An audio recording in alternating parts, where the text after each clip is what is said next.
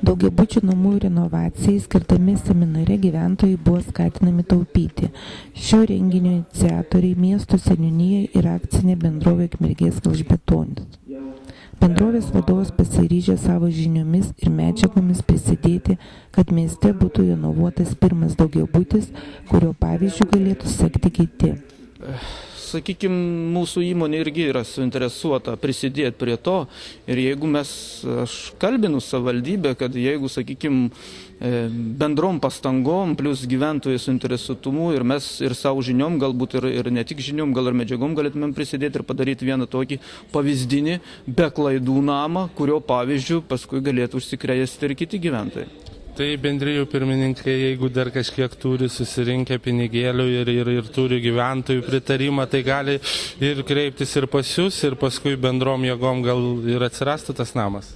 Be abejo, todėl kad teisingai vienas iš lektorių minėjo, kad yra labai daug pranašų ir mokytojų, kaip tą daryti, bet labai didelė dalis iš tų verslo atstovų yra labiau suinteresuoti savo, sakykime, pelnų, o ne vis dėlto galutinių rezultatų, kokį gaus vartotojas.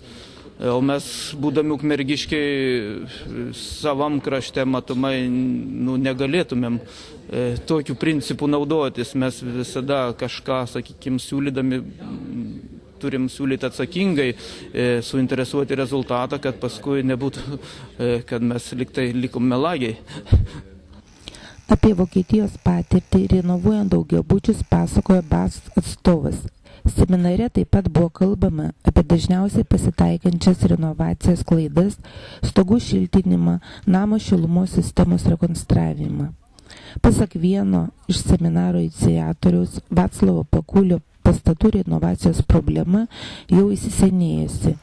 Iš dalies dėl to kalta valdžia, kuri tik deklaravo, tačiau nieko konkretaus nenuveikė, kad ši problema pajudėtų iš mirties taško. Direktorius mano, kad šiemet situacija keisis. Susidarė palanki situacija, daugiabučių renovavimų suinteresuotos visos pusės. Šiandieną, matyt, pats gyvenimas vis dėlto verčia ir gyventojus susitarti, nes kitaip gali atlyginimų nebeužtektų vien už būstų šildymą susimokėti.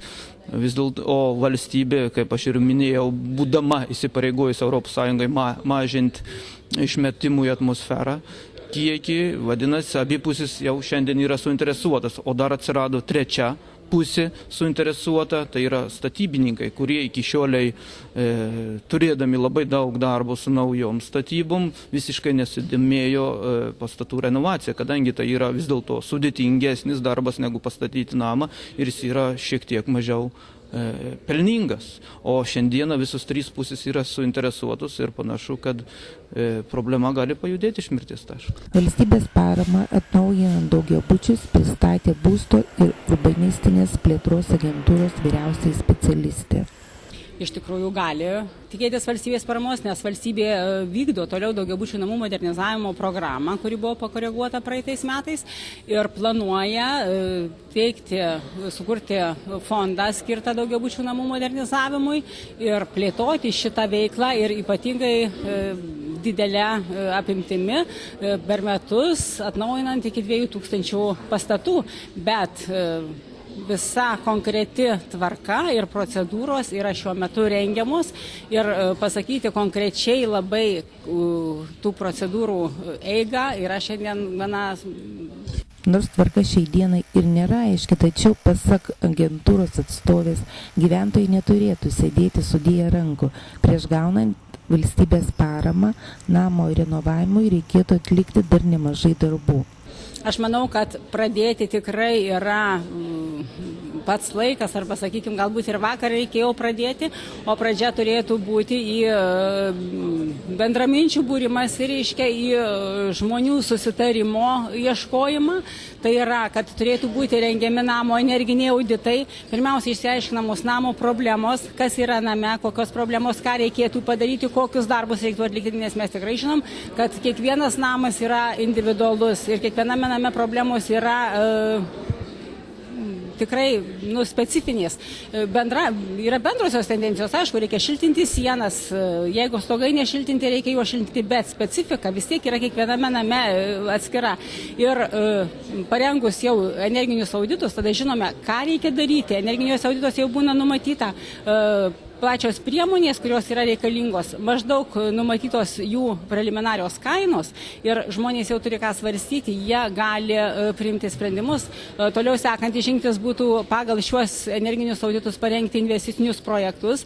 Tai vat šiandien, sakykime, tai dar galbūt iš tikrųjų truputėlį anksti, nes dar šiandien nepaskelbtos ir prieš porą dienų priimtas vyriausybės nutarimas, kuriuo buvo nustatytos naujos daugiabučių namų modernizavimo taisyklės.